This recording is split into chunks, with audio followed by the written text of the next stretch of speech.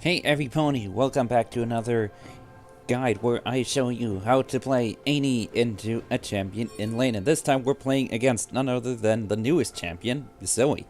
She is deemed one of the more annoying and broken champions in the game, but I actually believe she's rather harmless if you know how to position yourself. So keep in mind that her Q stops at minions, it explodes with them and hits someone behind it if you're standing too close to that minion, but that's a pretty small radius. And same goes for her E, which is her only form of CC, by the way. Her E also stops at minions, or of course if it goes far enough it turns into that little area in the ground, but of course that also only happens when she aims it far from the minions. So as long as you stay with the minions and behind them, it's actually a fairly safe lane. And Zoe has a couple of weaknesses outside of that. Her last hitting is going to be not that easy. She's going to have to use her Q or her regular autos for last hitting. She doesn't have a lot of abilities like all the other mid laners do. And it's pretty much how you can live against someone like that. And as you can see, I always keep myself behind the minions. And one thing you have to know is how her Q works so you can dodge it appropriately. So when she casts her Q, she always casts it to this thing that looks like a paddle, and wherever the paddle is where the Q is going to come flying from, so it's going to go this way. So what's the appropriate action is to run upwards, and there you go, dodge the damage. And you just have to repeatedly do that over and over and over. And what do you know, you're dodging the only source of damage. It's that simple. Okay, and occasionally harass her just to, you know, throw her off, and there goes her E onto a single minion. And again, the paddle is up here, the Q comes flying this way, I run downwards and dodge the damage.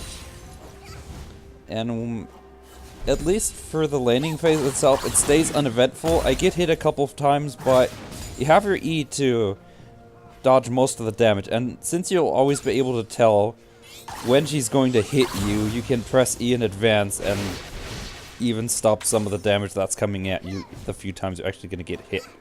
So you have a pretty nice kit to go for. Okay, and now we did something pretty amazing, but I want to take a look at that a second time, ponies. So. Okay. What the? Okay. So what I did is I hid my stun. Let's go back again and take a look at the passive and how that worked out. So what you're trying to do is have 3 stacks, and then you're trying to press her Q on her, and while it flies, you're trying to press E in midair for the stun. Let's see if you see that. There's the Q, and just as it goes, I have my E pressed, and what do you know, she gets the stun. I walk up, W, auto attack, so that my Keystone Mastery activates, which is the Electrocute ability, and there you go. Half of her HP, but what do we know? She has 2 abilities, and the only form of CC is by directly shooting at me, so I walk sidewards towards the river to dodge the sleeping attack. Because it's her only form of CC. That's like her biggest weakness is her form of CC is pretty much all in one spell. Her damage is pretty much also in only one spell. And I guess the real, you know, special thing is about her to be stealing the occasional potion effect, but here we did it again. See, same thing happened. I hit my stun again and did it again. I fail flash though. And one thing you have to know, once you flash, you see this little yellow thing? If she runs over that, she'll get your flash. So now, it gets a little tricky as I try to defend that yellow spot. And here she puts the Q, makes it go there, and I walk towards the flash. I was surprised she didn't reactivate that. She could have got me for a lot of damage. But one thing you also have to know, look at her mana. All of her abilities cost a lot of mana. She's a sitting duck now. There's nothing she can do to me. Even if CC-wise we're not leading, her lane is just becoming frustrating as it goes, and, you know, just makes me wonder why Zoe is something that so many are afraid of. If you do your positioning correctly and stand behind the minions, there's not a lot she can do. Oh, and Mike Knight's also down there. I think those little spell things stay there for about 30 seconds, and there you go. The flash is gone. I instantly go back to the minions.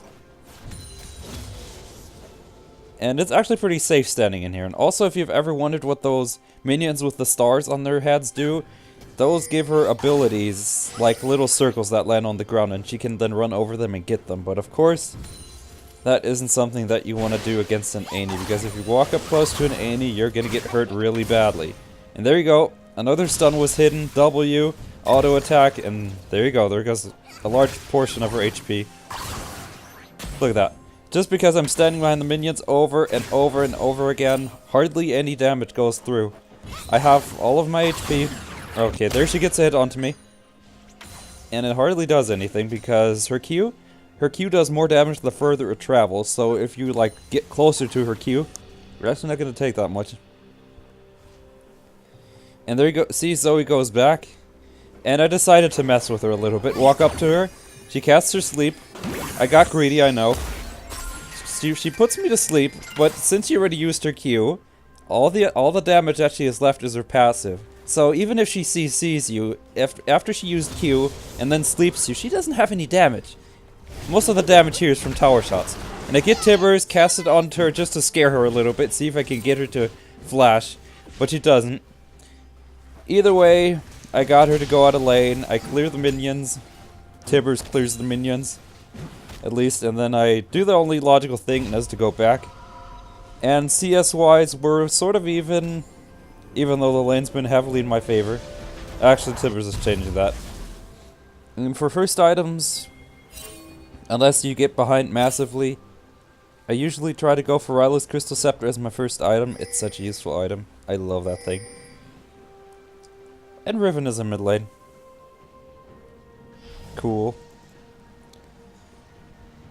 Let's see, and we also got the boots and we got our potions. Meanwhile, the other lanes are sort of doing okay. In terms of CS, all lanes are pretty much even.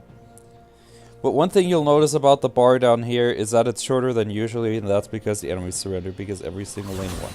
So, yeah. Anyway, the farming game continues, and this is a pretty dangerous situation. I had no minions there for a second. She could have easily gotten me, but look here. She Qs into here. I walked this way behind the minions, and the minions eat the Q. And you do that over and over and over. If you can consistently dodge her Q, you're dodging her damage. It's that simple. And you stand by the minions, then you don't get CC'd either. And another Q to the minions down here. Again, managed to dodge them. W. Just make sure to clear the minions. That's one thing though.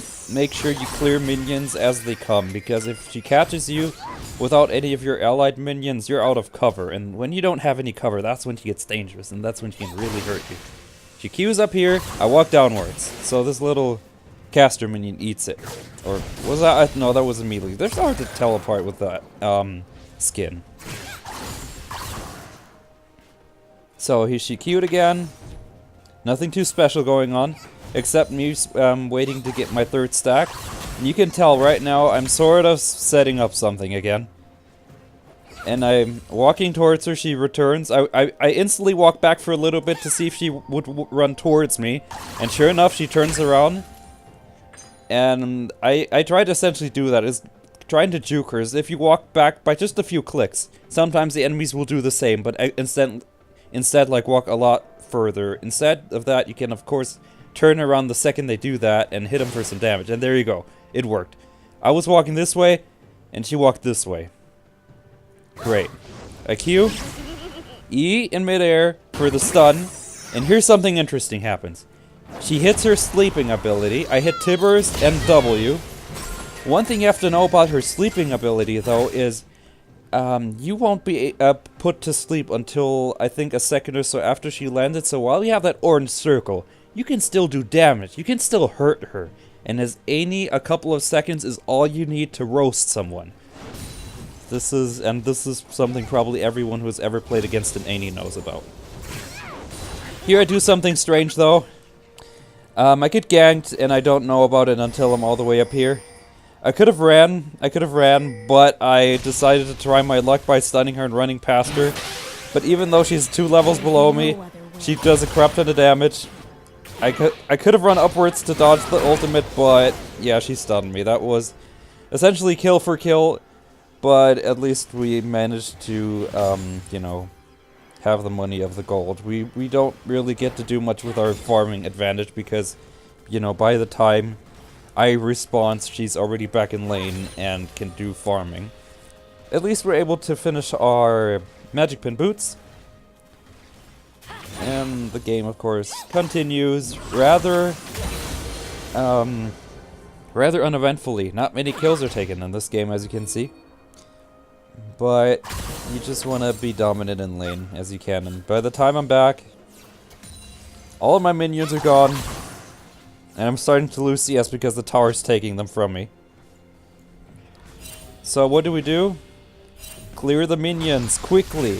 Autos and Qs fly to the minions as I kill them, and I ping SS into top lane because Zoe's on the way and they know she's coming. Kennen manages to kill Gangplank, but Zoe manages to kill Kennen because he had like 100 HP or something. And now something interesting happens. We managed to save someone very clutchly. Okay, so Riven and I go into the bush at the same time. We didn't know of each other until it was time. And look at my stacks. They're at 3. So she dashes forward. I Q and E in midair. Or first I W'd and then Q'd. I think, let me take a look at that. I think I W'd and then Q'd because your W, of course, also is considered a stack.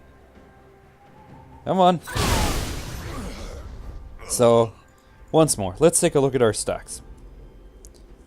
Okay, so we E here, so E's on cooldown. And so when Riven comes, I W for some damage, I Q, and there you go. She's stunned right then and there. Riven can't follow any longer. I give her another Q to discourage her from going into lane, but Zoe meanwhile manages to close the gap onto Ezreal and finish him. But the second she does that, I also flash onto her for a W and get the kill back. I run back into lane, but I was gambling here. I didn't know if they had the red buff up, so I walked towards the red buff. And unfortunately, they had this warded. I didn't know they were. Yeah, they had this warded. And look at how much HP she'd gotten back, though, by the time that I'd gotten back down here. But at least I managed to keep her out of the jungle for a little bit. That's always a good thing, to keep the jungler out of the jungle. And so I return to my lane, having another kill, and farming further.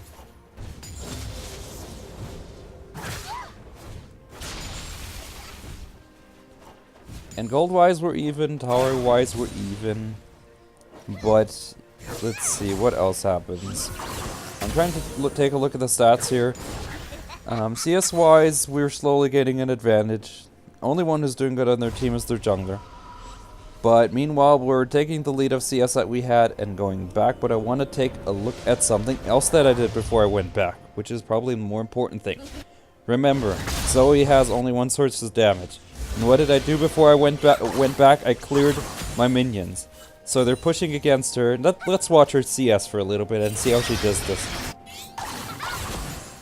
She Qs and autos with her passive.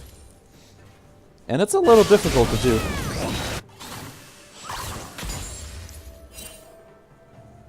Okay, she once again goes to the top side. Because they are chasing our Kennen, but Kennen kills Gangplank. And I pinged that Zoe's on her way to them. And Zoe does something strange. She manages to put, or try to put the Herald to sleep. And they have an interesting battle up here, of which Ezreal manages to come out on top, I think. But during all this time, we've been doing the only good thing that you're supposed to be doing as a mid laner. Be in lane and farm. Expand your lead. Make yourself be dangerous.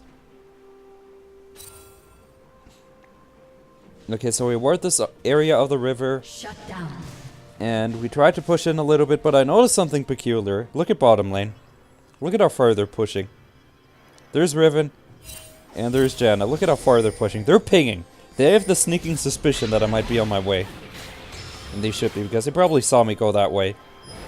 And Lux does something very amazing. She autos and then gets the kill. And then I see Janna down here. And now I kill her in a very spectacular fashion. I come through this area. And Lux does something very helpful is by actually baiting her. I don't know if she intentionally did this, trying to bait her.